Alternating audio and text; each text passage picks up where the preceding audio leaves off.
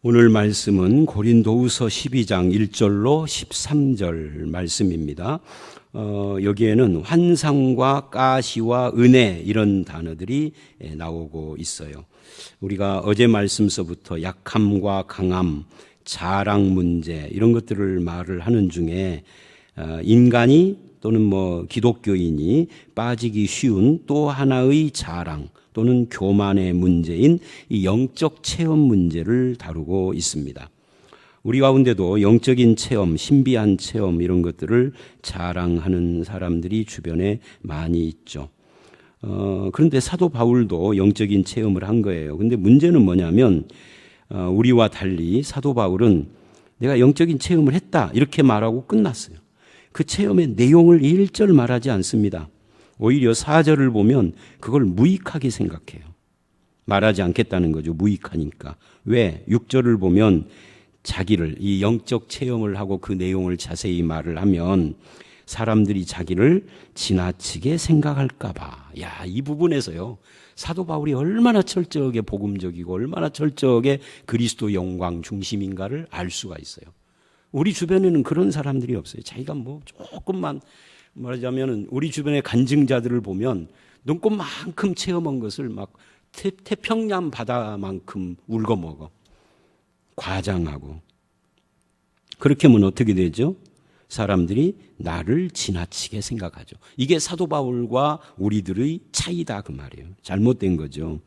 내게 있는 무엇이든지 내가 이룬 그 무엇이든지 예수님이 아닌 나를 선망의 대상으로 보게 한다면 그건 무익한 것이다 하는 이야기를 지금 사도 바울은 1절로 6절에서 하고 있어요.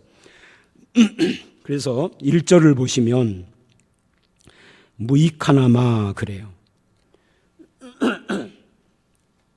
자기가 이제 지금부터 하려는 이 자랑이 무익하다.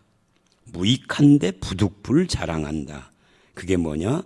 환상과 계시를 말하리라 그래요. 그러니까 사도 바울은 이미 전제를 해놓고 시작을 합니다. 주의 환상과 계시를 말하는 건 무익한 거다. 무익한 건데 부득이해서 내가 말을 하는 거예요. 왜? 그 영적 체험을 강조하는 사람들을 이렇게 체크하기 위해서 그러는 겁니다. 그러면서 2절에 그 환상과 계시가 뭐냐 하면은 그리스도 안에 있는 한 사람을 아노니. 그러니까 이게 사도 바울의 태도를 보면 이 한 사람 이게 누구냐면 자기 자신인데 이게 자기라는 말을 안 하는 거예요. 이게 제3자처럼 말을 하는 거예요. 왜? 아까 우리가 봤던 6절처럼 자기를 지나치게 생각할까 봐 이것조차도 감추는 거죠. 그 한 사람이 누구야? 라고 사람들이 잘 모르는 거죠. 근데 그는 3인칭이죠. 14년 전에 셋째 하늘에 이끌려간지라. 그가 몸에 있었는지 몸 밖에 있었는지 모르는데 하나님만 아신다 이렇게 말을 해요. 그리고 3절에 내가 이런 사람을 아노니 이런 사람, 그것도 제3자처럼 이게 바울 자신인데 몸 안에 있는지 밖에 있는지 하나님 같은 이야기를 반복한 거예요. 근데 그가 4절 낙원으로 이끌려. 그러니까 이 셋째 하늘이 뭐냐면 낙원이에요. 거기서 말로 표현할 수 없는 말을 들었으니 사람이 가히 이르지 못할 말, 사람이 알 수 없는 말이라 그 말이죠. 자, 우리는 여기서 3인칭 관찰자의 시점이라고 이걸 표현을 하는 겁니다. 즉 남의 일처럼 담담히 말하고 있다. 근데 이게 그는 14년 전에라고 말하는데 이 14년 전이면은요 바울이 믿은 지 그리 오래되지 않았을 때의 이야기예요. 성숙한 기독교인이라고 말하기 어려운 시기적으로 내용적으로가 아니라 시기적으로 그럴 때의 이야기입니다. 고린도전서는 AD 55년쯤 기록됐고 고린도후서는 AD 56년쯤 기록돼 있으니까 여기서 14년을 빼면 AD 42년인데 이때는 사도 바울이 예수 믿고 10년도 안 된 10년이 뭐예요? 몇 년 안 된 그런 때입니다. 그런데 우리 가운데는 예수 믿은 지 얼마 안 된 사람도 금방 자기 체험을 자랑하고 간증자로 전국을 떠돌아다니면서 한 번에 몇백만 원씩 강사를 받으면서 과장된 이야기들을 막 하고 성경 진리오고 맞지도 않는 이야기들을 막 하는 이 시대의 분위기오고 사도 바울은 전혀 다른 거예요. 그래서 그런 체험을 이야기를 하는데 잘 읽어보면은 가서 뭘 체험했다는가 안 나와요. 아까 제가 이 부분 말했잖아요. 그래서 낙원으로 이끌려 갔다. 그래서 가서 뭐 했냐? 말로 표현할 수 없는 말을 들었어. 그러니까 나는 말 못해. 하고 끝난 거예요. 가서 뭐를 봤는지, 무슨 말을 들었는지, 얼마나 화려한지, 집이 몇 채 있는지, 베드로는 봤는 이런 이야기를 전혀 하지 않습니다. 그런데 오늘날 천국 간증자들이 그런 말들을 함부로 하고 다니는 것은 적어도 바울과 비교해 볼 때 잘못된 거예요. 5절 내가 이런 사람을 위하여 자랑하겠으나 마치 제3자가 자랑하는 것처럼 하는 말이에요. 나를 위하여는 약한 것을 자랑한 약한 것들 외에 자랑을 않겠다는 게 자기 자신에 대해서는 내가 만일 자랑하려고 해도 그게 어리석은 자가 아닌 것은 참 말이기 때문에 자랑해도 참 말인데 않겠다는 이야기를 그래서 그만두노라 그래요. 자, 그리고 이제 7절 이하로 가는데 7절 이하를 가기 전에 우리는 이 1절로 6절이 우리에게 큰 도전을 주는 거예요. 우리는 너무 자기 체험 이야기를 많이 하고 자기 자랑을 너무 많이 하고 그러는데 사도 바울은 1절 그런 이야기를 안 하고 있다는 거. 저는 오늘날도 하나님이 하시고자만 하면 유익이 있다고 하면 바울처럼 이런 영적 체험을 우리에게 주실 수 있다라고 생각해요. 저는 약간 좀 사람들마다 개인적인 의견이 다르고 그러지만 저는 오늘날 방언도 하나님이 주실 수 있다 봐요. 문제는 그 방언이 필요하냐 안 필요하냐 이건 놔두고 방언 하나님이 하실 수 있죠. 하나님이 전능하신 분인데 하려고 하시면 하시죠. 이제 문제는 뭐냐면 그런 체험을 내가 자랑해야 되느냐 하는 쪽으로 가면은 아닌 거죠. 그거는 전혀 바울이 말하는 것과 달라요. 그거는 우리 자랑할 일. 내가 만약에 자랑한다면 복음을 자랑하고 진리를 자랑하는 것이지 내 체험을 자랑하는 건 그건 불법인 거죠. 자기를 높이는 행위니까요. 그 다음에 7절 여러 계시를 받은 것이 지극히 크므로 너무 자만하지 않게 하려고. 자, 내용을 말하지 않을 뿐만 아니라 하나님이 한 가지를 더 했다는 거예요. 하나님이 계시를 주었는데 이 계시를 받은 것 때문에 내가 교만해질까 봐 가시도 주었다. 육체의 가시, 사탄의 가시를 주셨다. 이 사탄의 가시라고 하는 말을 오해하면 안 됩니다. 바울 속에 사탄이 들어갔다 하는 말은 아니에요. 그러니까 육체의 가시 이게 뭐냐 하면은 이게 이제 질병입니다. 질병을 이렇게 표현을 한 거예요. 근데 그 질병을 바라보는 사도 바울의 해석입니다. 자만하지 않게 하려고 주신 것이다 라고. 그래서 내가 이것을 떠나기 위하여서 8절에 3번을 간구를 했는데 안 고쳐주신 거예요, 하나님이. 그러면서 말하기를 내 은혜가 내게 족하도다 라고 말을 했다는 거죠. 왜요? 이는 은혜가 족한 이유는 그 말이에요. 내 능력이 약한 데서 온전하여 짐이라 하신지라. 하나님의 능력이 인간이 약한 것 속에서 더 온전하게 나타난다. 내가 강하면 하나님의 능력이 약해진다. 이게 무슨 말이냐면 인간이 자기가 강해지고 자기를 드러내고 그러면 하나님은 덜 드러나게 되고 숨겨질 수밖에 없죠. 근데 내가 약하면 하나님이 저 바울이 저 병이 안 고쳐져서 늘 골골골 하는데도 어떻게 저렇게 힘찬 사역을 할까? 하나님이 하시는 거예요. 이걸 사람들이 보는 거죠. 하나님이 하신다라고. 여기 이 말씀이 참 중요해요. 그래서 약한 것을 자랑하는 이유가 간절히 3번 기도해도 육체의 가시인 병을 제거해 주지 않으시고 기도가 응답되지 않는다고 불평하기보다는 이게 하나님의 섭리구나 하고 기다리게 한 거예요. 그러면서 은혜를 깨닫는 거죠. 이게 성숙한 성도입니다. 우리는 그냥 금방 뭐가 고쳐지고 뭐가 응답되고 이런 쪽을 신앙이 좋다고 그러는데 성경은 반대로 말을 해요. 여러분 금방금방 응답되는 것은 신앙이 좋은 게 아닙니다.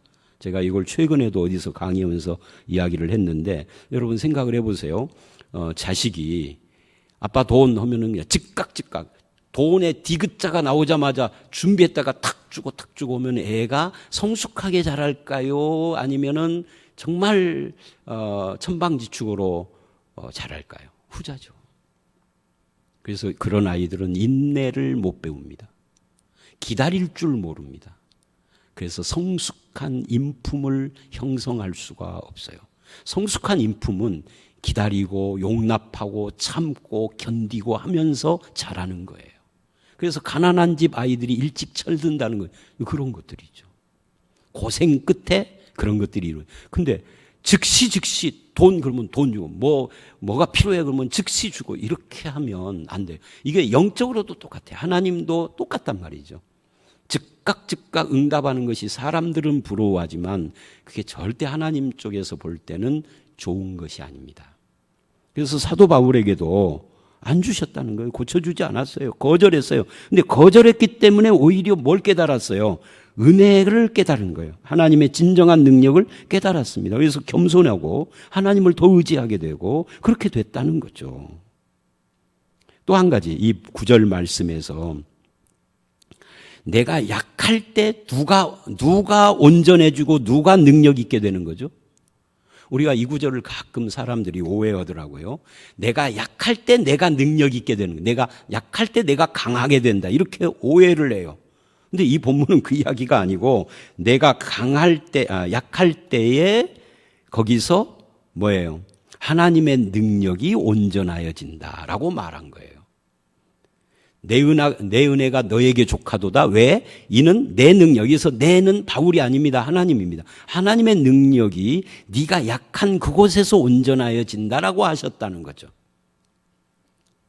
인간이 약하면 하나님의 능력이 드러난다 하는 겁니다. 그래서 그 말씀을 듣고 도리어 안 고쳐졌는데 도리어 크게 기뻐함으로 나의 약한 것들을 자랑했다. 이는 그리스도의 능력이 내게 내가 약할 때 내 능력이 아니라 그리스도의 능력이 내게 머무는 것이기 때문에 그렇다라고 해석을 했다는 거죠. 그러므로 내가 그리스도를 위하여 약한 것과 능력 궁핍 밖에 권고를 기뻐한다. 이는 내가 약한 그때 강함이라. 이 약한 그때 강함이라 누가? 내가 아니라 주님이 강하다 그 말이에요. 내 속에서. 자, 그리고 이제 11절로 13절 말씀입니다. 사도 바울의 자부심이 여기에 들어가 있죠. 사도 바울은 뭐라고 그 자부심을 말을 하느냐면 11절로 19절까지가 사도 바울의 태도인데 그중에 오늘 본문이 13절까지예요. 내가 어리석은 자가 되었으나 너희가 억지로 시킨 것이니 이게 좀 이상한 말을 해요. 나는 너희에게 칭찬을 받아야 마땅하도다. 내가 아무것도 아니나 지극히 크다는 사도들보다 조금도 부족하지 아니하니라. 이것은 바울이 자랑을 한 그것이 어리석은 것이라는 뜻이에요. 그러나 고린도 교회 교인들의 태도 때문에 내가 억지로 그럴 수밖에 없는, 즉 자랑할 수밖에 없도록 됐다 하는 겁니다. 원래는 자랑 안 하려고 그랬는데 너희들이 하도 잘못된 길로 가니까 나의 그 약함이 자랑이다라고 하는 이 자랑조차도 안 하려고 했는데 너희들을 고치기 위해서 내가 억지로 했다. 내가 아무것도 아니나 지극히 큰 슈퍼스타들보다 부족한 것이 없다. 왜냐하면 자기가 높아서가 아니라 내 안에 주님의 능력이 그렇다는 거죠. 그러면서 12절에 사도 바울 자신이 사도가 된 표가 뭐냐를 말을 합니다. 그것을 이렇게 말을 해요. 내가 사도가 된 것은 내가 너희 속에 있을 때 기도할 때마다 하늘에서 불이 내려오고 내가 기도를 하면은 막 병이 고쳐지고 내가 가서 신방하면서 예배를 드리면 집이 막 완전히 살아나서 막 영적으로 펄펄 끓고 그런 것이 아니라 내가 너희 가운데서 참음과 표적과 기사와 능력을 행하게. 이 참음부터 시작을 한 것을 보세요. 참음과 표적과 기사, 능력. 이게 이제 사도 바울이 자기가 사도인 것을 이렇게 말을 하고 있는 거예요. 13절 내 자신이 너희에게 폐를 끼치지 아니한 일, 이것도 사도된 표다 그 말이죠. 다른 교회보다 부족하게 한 것이 없다. 다른 교회에게 한 것처럼 똑같이 했는데 너희에게는 폐를 끼치지 않았다. 이것이 불공평한 것이냐? 그렇다면 나를 좀 용서해라. 그러니까 사도 바울은 자기의 참음과 폐를 끼치지 않은 것, 이 두 가지를 이야기를 하면서 표적기사 능력을 거기에 끼워 넣은 거예요. 이것이 사도의 표다. 그러니까 표적기사 능력이 있어도 참음이 없고 폐를 끼치는 일을 했다면 바울이 오해를 받을 수밖에 없었던 거죠. 근데 사도 바울은 그렇게 하지 않았다라고 지금 말하고 있는 겁니다. 자, 여기까지입니다. 그래서 오늘 이 본문은 바울이 영적인 체험, 환상, 가시 이런 걸 통해서 은혜를 이야기를 하는데, 그러니까 우리가 받는 교훈이 그거죠. 사도 바울은 이것을 제3자의 시점에서, 관찰자의 시점에서 마치 내가 아닌 것처럼, 왜?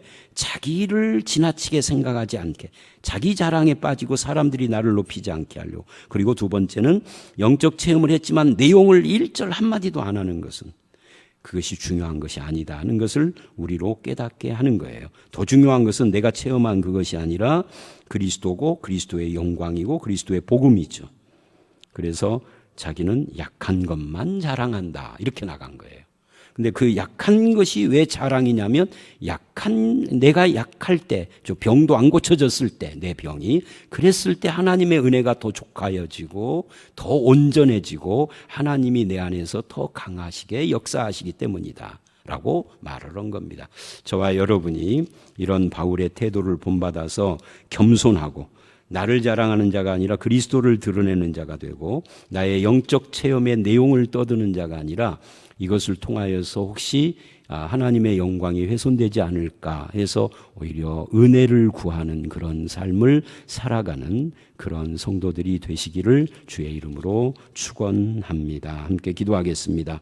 하나님, 사도 바울은 자랑을 해도 부득불한다 하면서 환상과 계시와 영적 체험을 말을 하지만 그것조차도 자기라고 말하지 않고 또 내용을 1절 밝히지 않음으로써 그 영적 체험 자체를 드러내기보다는 하나님 아버지의 능력과 예수 그리스도의 은혜를 드러내는 것에 더 많은 관심을 가진 것을 봅니다. 아버지 하나님, 우리도 그와 같이 마치 내가 무엇을 하고 내가 어떤 대단한 체험을 한 것처럼 그렇게 자기를 자랑하는 자가 아니라 오히려 하나님의 은혜를 족하게 여기고 내가 연약할 때 오히려 하나님이 강하시고 강하게 역사하며 그리스도의 능력이 내 안에서 역사하심을 기뻐하며 주님께 영광을 돌리는 그런 성도로 살게 하여 주시옵소서. 나를 통하여서 복음과 그리스도의 영광이 충만히 드러나는 그런 성도 되기를 간절히 바라올 때 예수님 이름으로 기도드려 싸움나이다. 아멘.